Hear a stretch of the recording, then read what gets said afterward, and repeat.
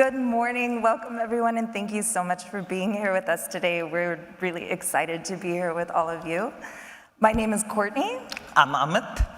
And it's such a pleasure to be here to talk about something that is gaining a lot of attention lately, which is Crossplane, and more importantly, the different problems that it can actually help you solve in your journey in cloud native. So let's get started talking about if Crossplane is the answer, what are the questions that it's actually answering for you?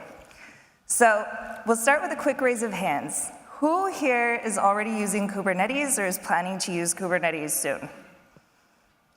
Oh, we came to the right place. Thank goodness.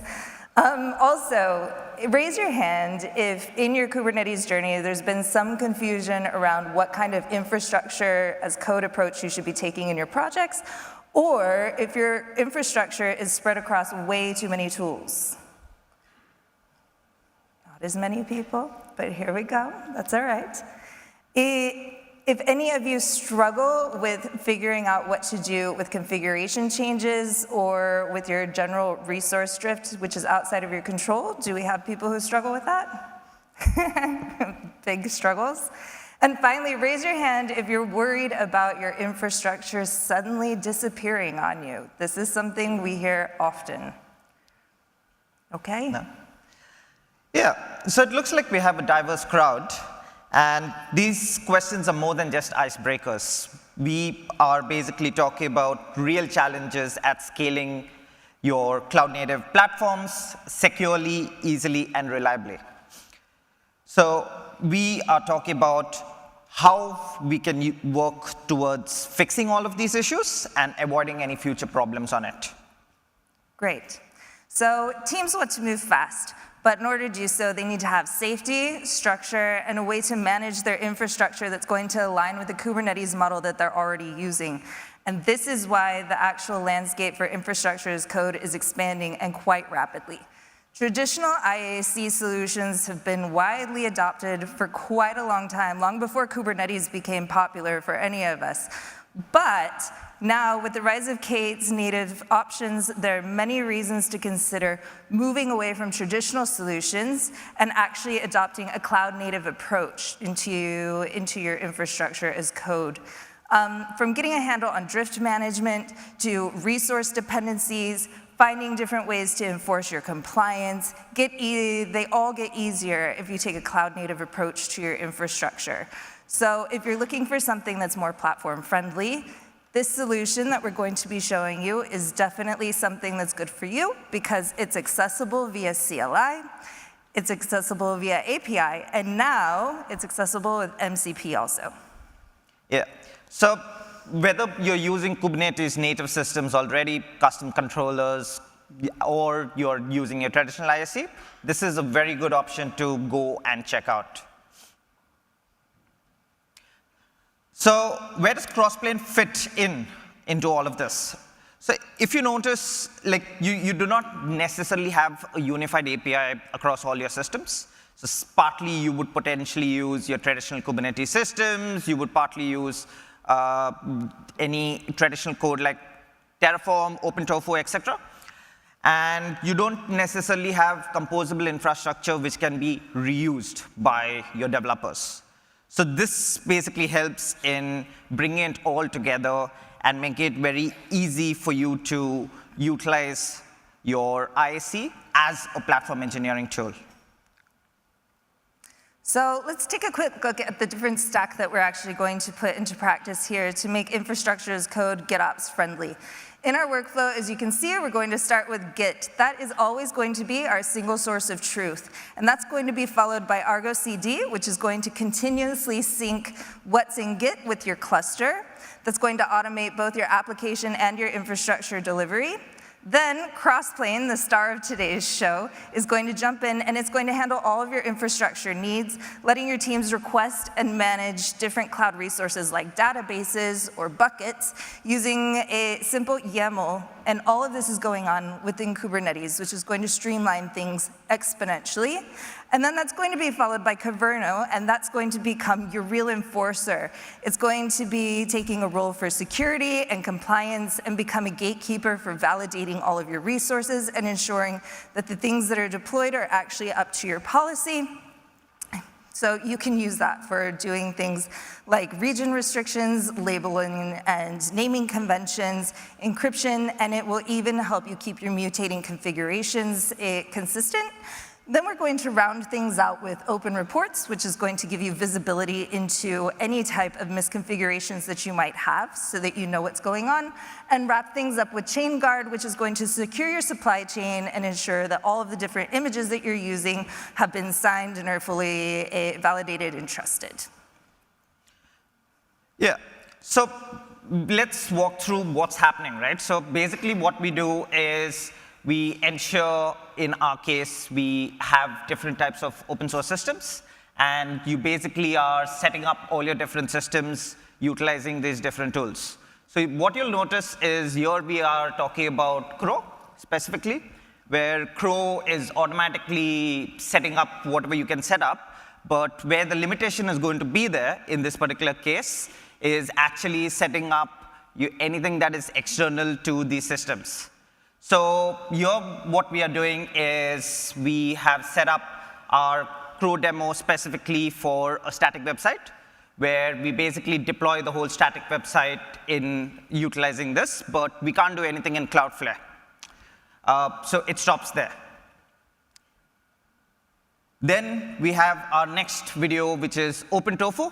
So OpenTofu is basically doing similar stuff, but it can do it end-to-end. So what you're going to do is you start off with writing your OpenTofu code.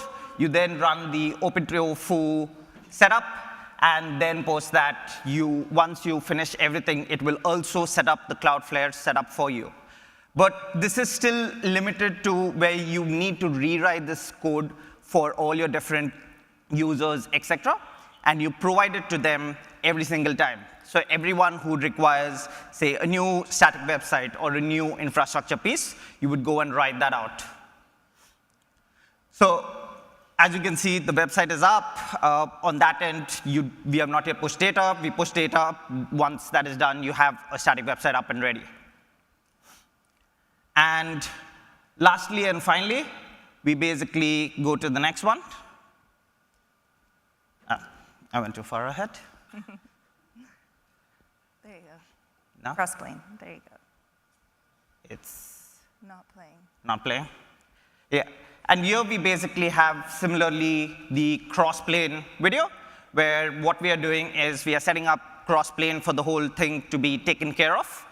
So Crossplane takes care of the whole system end-to-end, whether you start off right at the beginning, which is within your Google, AWS, or Azure systems. And once you have set up your entire setup, Crossplane will take care of everything in terms of the libraries needed to be installed, in terms of setting up your website, in terms of whatever you need to do. All you'll need is a static site. You do need to push your code finally, or your deployment, etc., to the respective setup in order for your static site to be up and running. And you can see here that it basically sets up everything. Everything gradually becomes true. You follow the principle of eventual consistency in Crossplane, and that will take care of setting up all your systems. It's very easy to provide this to your developers. So thank you so much for setting that all up, not making me do it. As you can see, Crossplane is a Kubernetes interface for pretty much everything you could possibly need. And the best part is that Crossplane is actually going to extend the Kubernetes API, making it possible to use other external systems like Grafana dashboards, Redis instances, DNS configurations. So developers, this really helps you because it allows you to stay in your comfort zone, continue to use kubectl, and manifest to manage everything, and even your MCP, which we're going to hear a lot about in the next couple of days. And it's not just YAML. Tell us what else it is. Yeah, so you can basically use whatever you prefer, right? So if you have YAML, you write in YAML. If you want to do your Crossplane compositions in Python, Basically, Crossplane has now contributed new composite functions where you can write your code in Python. Gradually, we'll reach a point whether you write it in Python, you write it in TypeScript, as people keep contributing to Crossplane, you're going to have options of writing in whatever language you want. So, Amit, this is all very exciting, but tell us the most exciting things that are new in Crossplane. So finally, in Crossplane V2, so the exciting part is, which after following all the different videos, so obviously I don't know this off the bat of my head, but I basically, after following what Crossplane is doing, what Upbound is doing, they have done some very exciting stuff. So in V2, which is currently in preview mode, you now have native KH resources, which means no more Kubernetes provider that you need to use. You have namespace scoping. So previously, all your claims, if you wanted to set up your respective infrastructure, you had to explicitly create a claim, and then that would be namespace scope. But generally, all your infrastructure and resources were cluster scope. So that has changed. And last and finally is environment configs. So team policies directly ties in with environment configs, where you can control your team's policies, permissions, and configurations all within environment configs, which makes it very simple. So all of this now begs the question, is Crossplane for you? And in order to know the answer to that, you need to ask yourself 4 basic things. Are you already using Kubernetes? Do you need to put some guardrails in place for your team? Are you managing multi-cloud instances? And do you want less scripting and more declarative infrastructure? If you've answered yes to any of these, Crossplane is probably a good option for you to check out. Yeah. And as far as your real-world use cases, you can basically utilize it as self-service platforms, compliance as code, and multi-cloud abstraction. So the future is super bright, as you can see, for anything that's cloud-native technology, but it's even brighter for Crossplane users. It's an open source tool, it's backed by the CNCF, it's growing rapidly, and it's constantly looking for new contributors to it. So as you can see, I've shared the GitHub for all these different codes, and if you all feel the need to go and check it out, please feel free to download the code or watch any of the videos in full at these 2 links. Thank you. Thank you so much.